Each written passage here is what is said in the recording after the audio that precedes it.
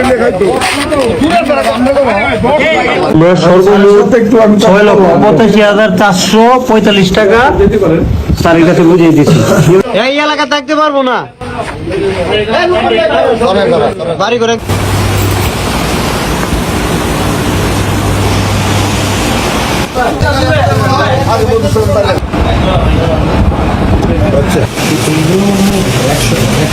Bundle আছে কিনা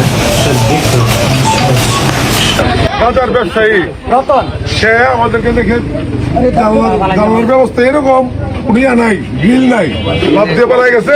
পরে তার ঘর থেকে এই বিপুল পরিমাণ গাঁজা উদ্ধার করা হয়েছে এবং সমস্ত লোকজনের সামনে এটা পুড়িয়ে ফেলা হচ্ছে।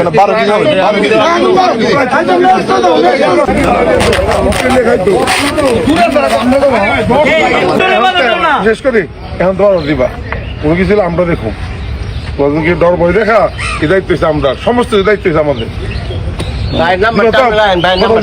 কথা দিবা তো